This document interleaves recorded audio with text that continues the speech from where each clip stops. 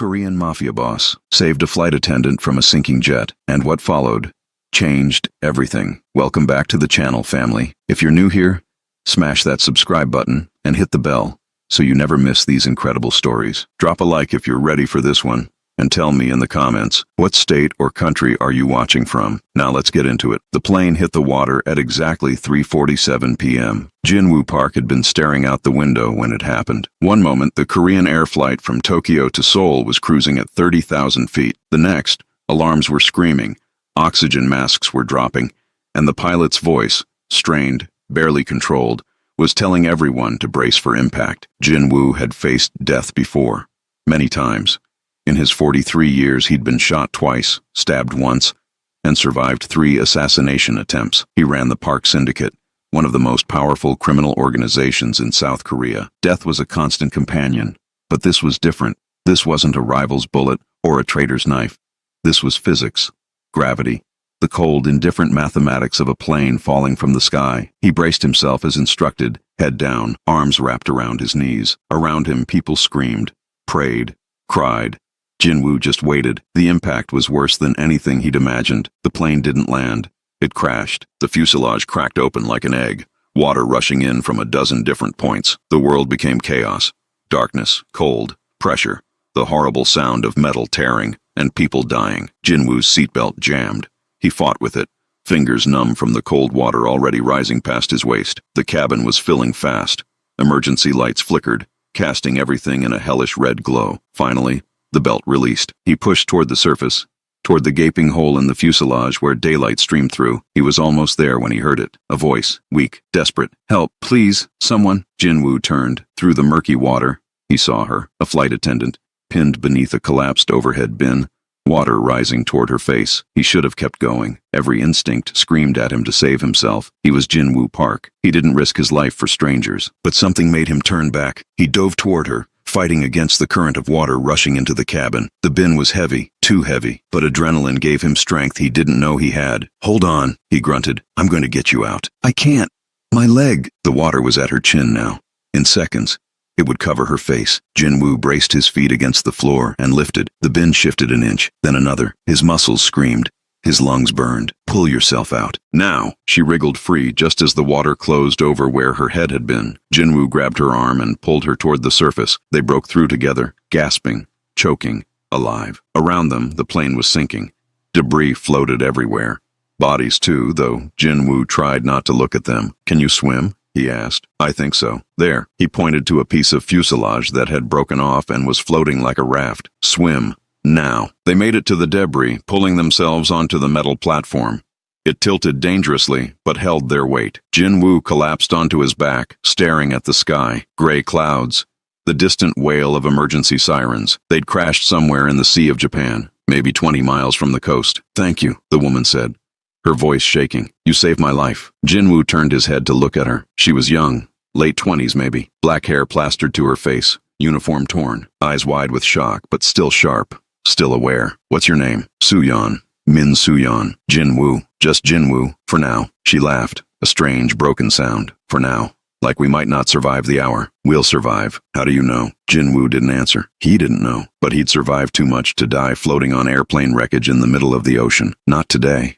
Not like this. The rescue boats arrived 3 hours later. By then, Jinwoo and Suyeon had drifted closer to shore, pushed by currents and tide. They'd found 2 other survivors clinging to debris, an elderly Japanese man and a Korean teenager who'd been traveling alone. The 4 of them huddled together on their makeshift raft, sharing body heat, waiting for help that seemed like it would never come. When the Coast Guard finally arrived, Jinwoo felt something he hadn't experienced in decades: relief. They were taken to a hospital in Busan. Jinwoo's injuries were minor: cuts, bruises, mild hypothermia. The doctors wanted to keep him overnight for observation, but he refused. "I need to make some calls." "Sir, you were just in a plane crash." "I'm aware. My phone." They brought him his belongings. Waterlogged, mostly ruined, but his satellite phone had survived. It was designed to. He called Sang-hoon, his second in command.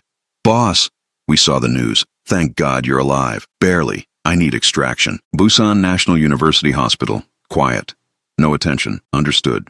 2 hours. Jinwoo hung up and sat on the edge of his hospital bed, staring at the wall. 147 people had been on that plane. Early reports suggested fewer than 30 had survived. He thought about the flight attendant, Soo-yeon. She'd been taken to a different ward, more serious injuries. A broken leg from the overhead bin. He should leave, disappear back into his world, forget any of this happened. But he found himself walking through the hospital corridors, asking nurses for directions, until he found her room. She was awake. Her leg was in a cast, suspended by a pulley system. IV lines ran into her arm. But her eyes lit up when she saw him. "Jin-woo, how are you feeling?" "Like I was in a plane crash." She smiled weakly. "You came to check on me. I wanted to make sure you were okay. I'm alive.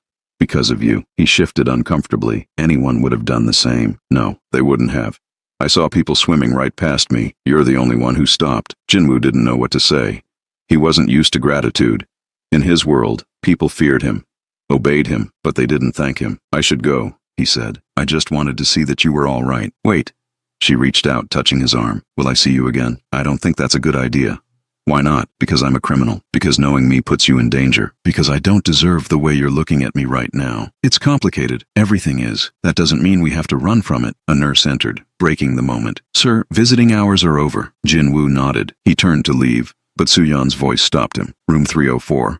That's where they're transferring me tomorrow, in case you change your mind about complications." He didn't respond, just walked out, but he memorized the number anyway. Sang-hoon arrived exactly 2 hours later, as promised. 3 men, 2 vehicles, completely inconspicuous. "Boss, you look like hell. I feel worse." They drove through the night, back to Seoul. Back to the world Jin-woo had built, the world he understood. But something had shifted, some piece of him that he couldn't quite identify. He kept thinking about the crash, about the moment he'd decided to turn back, about Soo-yeon's eyes when she realized she wasn't going to die. "Boss?" Sang-hoon was looking at him strangely. "You okay?" "Fine, just tired." "The news is calling it a miracle. 31 survivors out of 147. They're saying the pilot managed to guide the plane down at just the right angle. The pilot died, I know, but he saved lives. His and a lot of others." Jin-woo stared out the window. Seoul's skyline was appearing on the horizon, familiar and cold. "What caused it?" he asked. "The crash. Still investigating. Engine failure, they think. Maybe maintenance issues. Find out. Everything. I want to know exactly what happened." Sang-hoon looked surprised but nodded. "Understood." Jin-woo didn't know why he cared.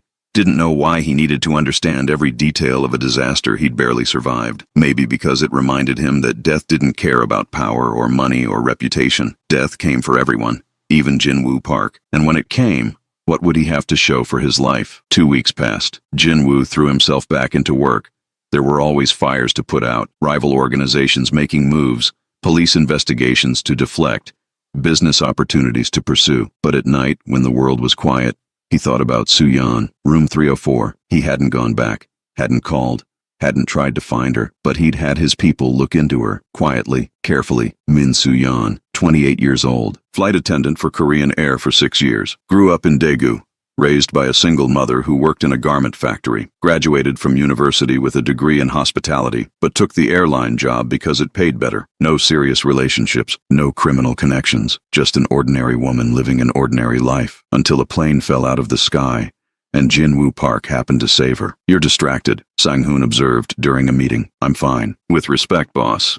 You're not. You've asked me to repeat 3 things in the last hour. That's not like you." Jin-woo rubbed his eyes. "The crash, it's affecting me more than I expected. You survived a disaster that killed over 100 people. It's normal to be affected. I don't do normal." Sang-hoon hesitated. "Can I speak freely? Since when do you ask permission? Since you started looking like you might bite my head off." Jin-woo almost smiled.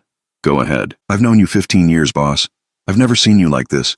Whatever happened on that plane, whatever changed, maybe it's not a bad thing. Maybe it's worth exploring." "Exploring what?" "Whatever you're running from." Jin-woo thought about that for a long time after Sang-hoon left. On the 18th day after the crash, Jin-woo went back to Busan. He told himself it was for business. There were syndicate matters to handle, people to meet. But the truth was simpler and more complicated at the same time. He needed to see her again. Finding her wasn't hard. She'd been discharged from the hospital, but was staying with her mother in Daegu while she recovered. Jin-woo drove there himself. No security, no entourage. The address led him to a small apartment building in a working-class neighborhood. Laundry hung from balconies. Children played in the narrow streets. It was a world away from Jin-woo's penthouse in Gangnam. He sat in his car for 20 minutes, trying to decide if this was a mistake. It probably was. He went anyway. Soo-yeon answered the door on crutches, her broken leg still in a cast. Her eyes widened when she saw him. Jinwoo, you gave me a room number. I'm 18 days late, but I'm here. She laughed. That same broken, beautiful sound from the wreckage. You actually came. Did you think I wouldn't? Honestly, yes. You seemed like the type who walks away and doesn't look back. I tried. It didn't work. She studied him for a moment, then stepped aside. Come in. My mother's at work, so you'll have to settle for my terrible tea. The apartment was small, but immaculate. Photos on every surface. Suyan as a child, graduation pictures, family gatherings, a shrine in the corner with incense and a photo of an older man. Your father? He died when I was 12. Heart attack. I'm sorry. It was a long time ago. She gestured to the couch. Sit. Tell me what took you so long. Jinwoo sat. Suyan lowered herself into a chair across from him, propping her cast on a cushion. I wasn't sure I should come at all. Why not? Because my life is complicated. People who get close to me tend to get hurt. I almost drowned in a sinking airplane. I think I can handle complicated. This is different. Different how? Jinwoo hesitated. He could lie. Should lie. It would be safer for both of them, but something in her eyes made him want to tell the truth. I'm not a good man, Suyan. I've done things you can't imagine. The world I live in, it's violent, dangerous, unforgiving. What world is that? The one most people pretend doesn't exist. She was quiet for a moment. You're a criminal. It wasn't a question. Yes. What kind? The kind that runs things, makes decisions, the kind people are afraid of. Should I be afraid of you? Jinwoo looked at her. This woman who'd faced death beside him, who'd invited a stranger into her mother's home, who looked at him like he was a puzzle she wanted to solve. No, never. Then I'm not. She stood, grabbed her crutches, and moved toward the kitchen. I'm making tea. You can tell me everything or nothing. Your choice. But you came here for a reason, and I don't think it was to scare me away. They talked for hours. Jinwoo told her more than he'd told anyone in years. Not everything, not the worst of it, but enough. How he'd been pulled into this life as a teenager. How he'd risen through the ranks. How power had become a cage he didn't know how to escape. Suyan listened without judgment, asked questions, pushed back when something didn't make sense. You sound like you hate it, she said finally. I do, sometimes, but it's all I know. That's not true. You knew enough to save my life. That wasn't a crime boss pulling me out of the water. That was just you. Maybe. Definitely. She leaned forward. Can I tell you something? Of course. When I was underwater, pinned, watching the water rise toward my face, I thought about my mother, about how she'd already lost my father, and now she was going to lose me too. I thought about all the things I'd never done, never said, never tried because I was too scared or too practical or too whatever. She met his eyes. And then you appeared, out of nowhere, this stranger who had every reason to save himself but didn't. And I thought, if I survive this, I'm going to stop being so scared. I'm going to take chances. Live. Is that what this is? A chance you're taking? Maybe. Is that a problem? It should be, but it isn't. Jinwoo didn't answer, but the look on his face said enough. He stayed in Daegu for 3 days. They spent every moment together, walking through the city, slowly because of her crutches, eating at small restaurants her mother had introduced her to, talking about everything and nothing. He met her mother, a small woman with Suyan's eyes and a work-hardened face that softened when she looked at her daughter. You're the man from the plane, Mrs. Min said when Suyan introduced them. Yes, you saved my daughter. I was in the right place at the right time. Nonsense. She grabbed his hands, her grip surprisingly strong. You saved her.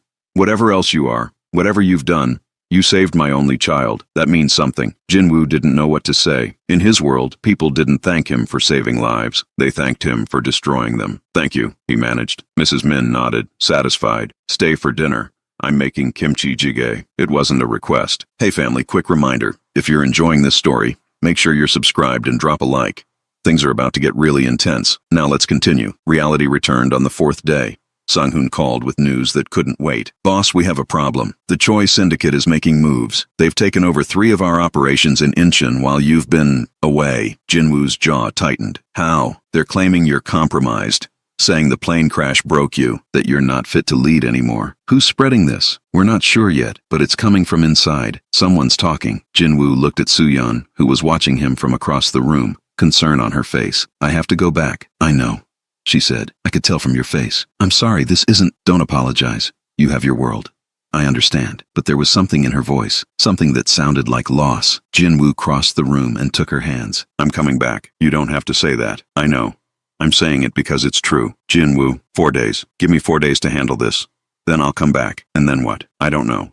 but we'll figure it out together. She looked at him for a long moment. I believe you, against my better judgment, but I do. He kissed her, soft at first, then deeper. She tasted like the tea they'd been drinking and something else, something that felt like hope. 4 days, he repeated. 4 days. The situation in Seoul was worse than Sang-hoon had described. The Choi Syndicate hadn't just taken 3 operations. They'd made moves on 5 more. They were spreading rumors about Jin-woo's mental state, that the crash had traumatized him, that he was no longer capable of leading, and they weren't entirely wrong. Something had changed in Jin-woo. The ruthless focus that had defined him for decades was fractured. He kept thinking about Soo-yeon, about her mother's kimchi jjigae, about the way light fell through the windows of that small apartment. He was distracted, and in his world, distraction was deadly. We need to make a statement, Sang-hoon urged.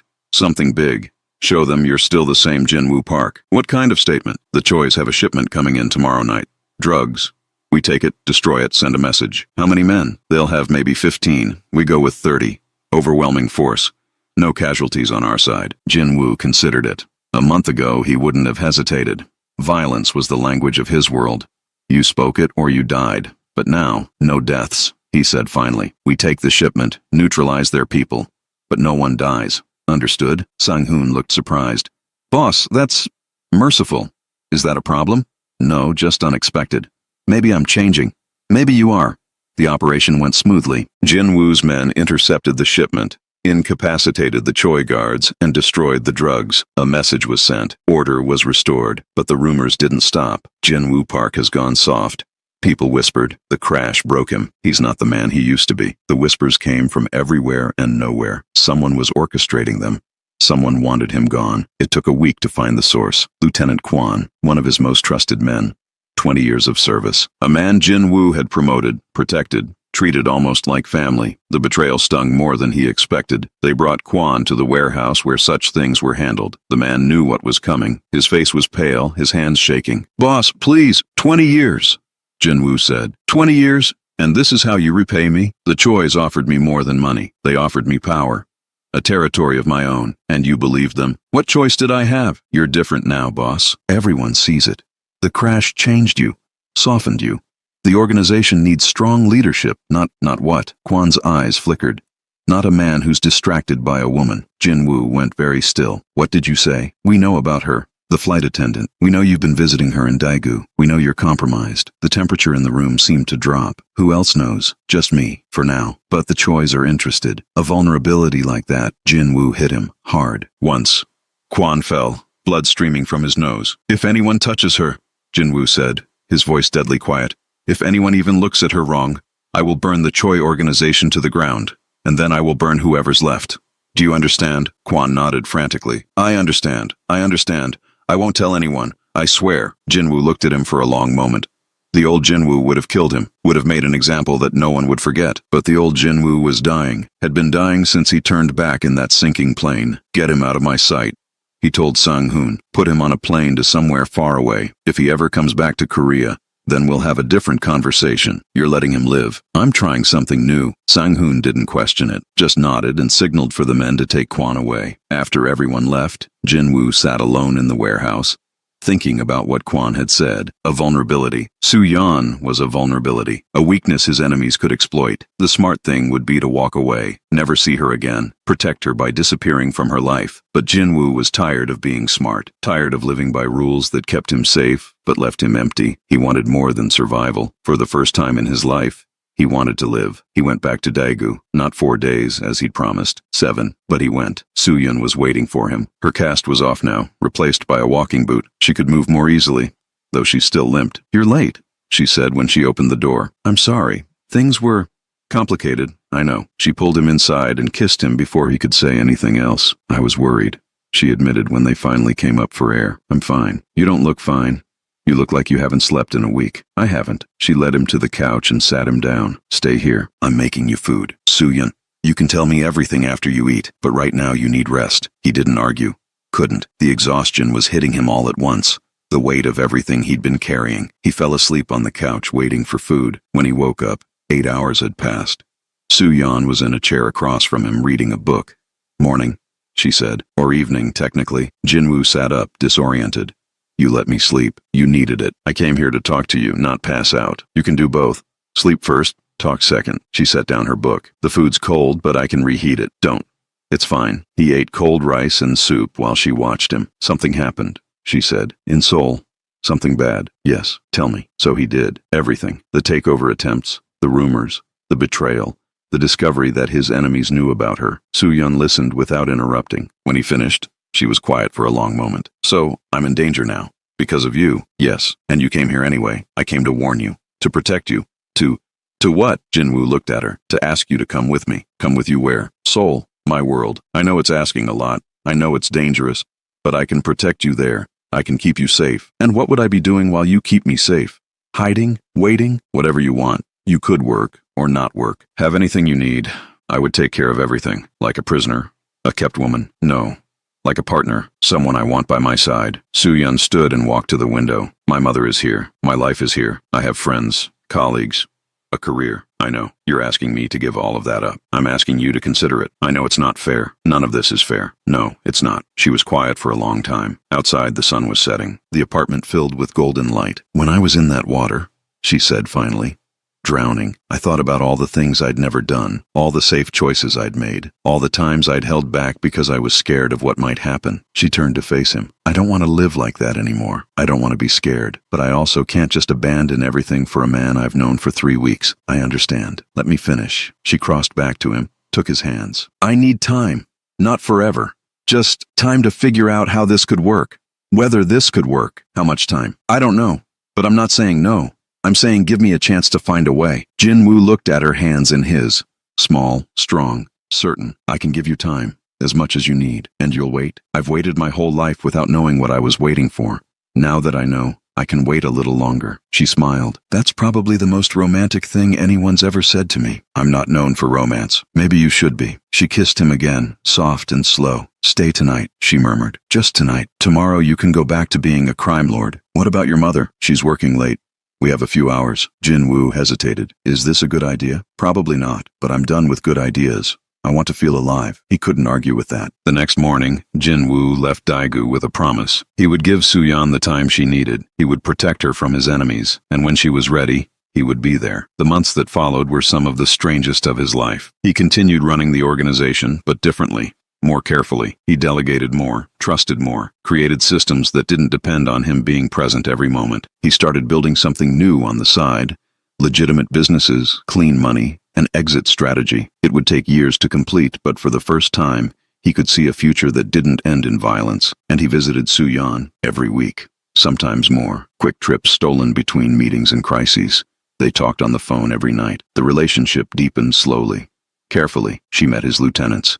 Visited his apartment in Seoul, learned the contours of his world without being consumed by it. Her mother approved, to Jinwoo's surprise. He's dangerous, Mrs. Min said to Soo-yeon, but he loves you. I can see it in the way he looks at you.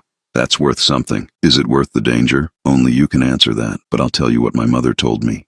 A safe life isn't always a good life. Sometimes you have to risk something to gain something. 6 months after the crash, Soo-yeon made her decision. She arrived at Jinwoo's penthouse in Seoul with 2 suitcases and a nervous smile. I quit my job, she said. My mother's moving to a smaller apartment. She says she doesn't need the extra space anymore. I sold most of my things. Jinwoo stared at her. You're sure? I've never been less sure of anything in my life, but I'm doing it anyway. Soo-yeon, I love you, Jinwoo. I've been trying not to, but I can't help it. You're infuriating and dangerous and complicated, but you're also kind and brave and somehow exactly what I never knew I needed. She set down her suitcases. So yes, I'm sure. Terrified but sure, Jinwoo crossed the room and pulled her into his arms. I love you too. I know. You're not as mysterious as you think. I'm very mysterious. You made me breakfast in bed last time I was here. With a heart-shaped pancake. That was an accident. Sure it was. They held each other for a long time, neither wanting to let go. The first year was hard. Soo-yeon had to learn a new world. Its rules, its dangers, its complexities. There were moments when she wanted to run, when the fear became too much. But Jinwoo was patient. He gave her space when she needed it, pulled her close when she needed that. He introduced her to the legitimate side of his business, let her carve out a role for herself. She started managing one of his charitable foundations. A cover, technically, but one that did real good. Scholarships for students from poor families. Support for single mothers. medical care for those who couldn't afford it. You're good at this, Jinwoo told her after watching her run a board meeting. I've always liked helping people. I just never had the resources before. Now you do. Now I do. She looked at him seriously. I want to do more. Expand the foundation. Make it real. Not just a cover, okay? Just okay. It's your project.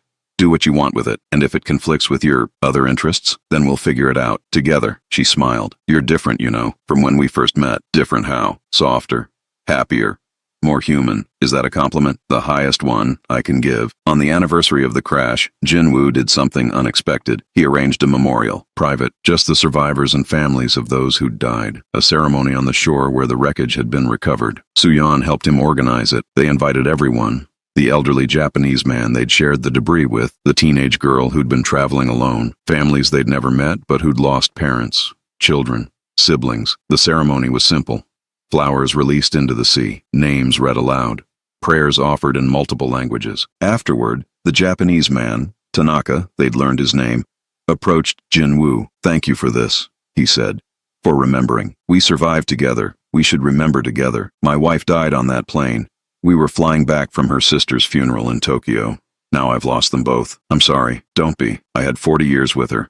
40 good years. That's more than most people get. He looked out at the sea. You know what I think about every day since the crash? Not how I almost died, but how I was given more time. Time I didn't earn. Time I don't deserve. I know the feeling. Do you? Tanaka turned to look at him. Then use it well. Whatever you were before. Whatever you've done, you have a chance to be different now. Don't waste it. Jinwoo thought about those words for a long time. 2 years after the crash, Jinwoo had transformed the organization. Not completely. That would take more time. But significantly. The violent operations were largely shut down. The drug trade was gone entirely. What remained was gambling, some smuggling, and an expanding portfolio of legitimate businesses. His enemies had tested him during the transition. The Choi's had made another move, been repelled. A younger syndicate had tried to fill the vacuum, been absorbed. But Jinwoo was tired of fighting, tired of the endless cycle. I want out, he told Sang-hoon one evening. Out of what? All of it. The organization. The life. Sang-hoon was quiet for a long moment. Is this about Soo-yeon? Partly. But mostly it's about me. I've been doing this for 30 years. I've made more money than I could spend in 10 lifetimes. I've outlived almost everyone who started when I did. What's the point of continuing? What would you do instead? I don't know. Travel. Rest. Actually live the life I've been accumulating wealth for. And the organization? I'd transition leadership to you if you want it. Or to a council. Something that doesn't depend on me. Sang-hoon considered. This isn't just about being tired, is it? This is about something else. Jinwoo hesitated. Soo-yeon is pregnant. Sang-hoon's eyebrows shot up. Congratulations. Thank you. But it changes things. I can't bring a child into this world. I can't raise a son or daughter to inherit what I've built. You want to give them a different life. I want to give them a real life. One without fear, without violence, without the weight of my sins. Sang-hoon nodded slowly. Then we'll make it happen. It'll take time. A year. Maybe 2. But we'll find a way. You're not going to argue. Would it change anything? No. Then why waste the breath? Sang-hoon smiled slightly. You've earned this, boss. You've paid your dues. If anyone deserves to walk away, it's you. The transition took 18 months. Jinwoo was careful, methodical. He settled old scores peacefully, where he could. He eliminated threats that couldn't be negotiated, built alliances that would hold even without his presence. He installed Sang-hoon as leader of the organization, with a council of senior lieutenants to keep things stable. The structure was designed to prevent any one person from accumulating too much power. And through it all, Soo-yeon grew round with their child. She was radiant.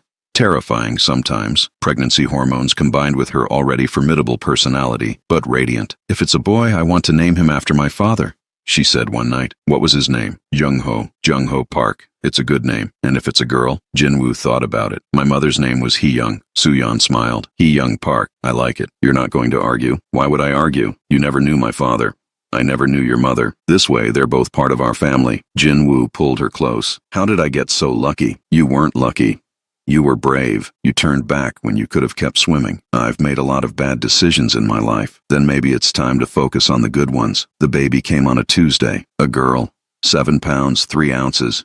Perfect in every way. They named her Hee-young, and Jinwoo cried when he held her for the first time. She looks like you, Soo-yeon said from the hospital bed. Poor thing. Stop. You're handsome in a terrifying way. Is that a compliment? The highest one I can give. Jinwoo looked at his daughter, this tiny creature who had no idea what her father had been, what world she'd almost been born into. I'm going to be different, he said quietly. For her, for both of you. I know you are. How do you know? Because you've been different since the day I met you. You just didn't realize it yet. 5 years later, the Park family, Jinwoo, Soo-yeon, and little Hee-young, lived in a house on Jeju Island. It wasn't a mansion.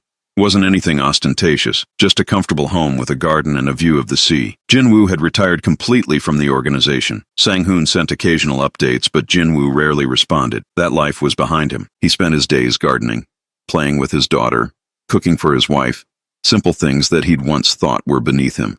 They were the most satisfying things he'd ever done. Appa, Hee-young came running from the garden, her dress covered in dirt. I found a bug. What kind of bug? A big one. Come see? Jinwoo let himself be dragged across the lawn to examine a beetle his daughter had discovered. That's a stag beetle. They're very strong. Stronger than you. Much stronger, proportionally. What's proportionally? It means compared to their size, they can lift more than I can compared to my size. Hee-young considered this. So if I was a bug, I'd be super strong. You're already super strong. I know. She grinned. Mama says I get it from her. Your mama is a wise woman. Soo-yeon appeared on the porch, watching them. Lunch is ready. Both of you wash your hands. Especially you, Hee-young.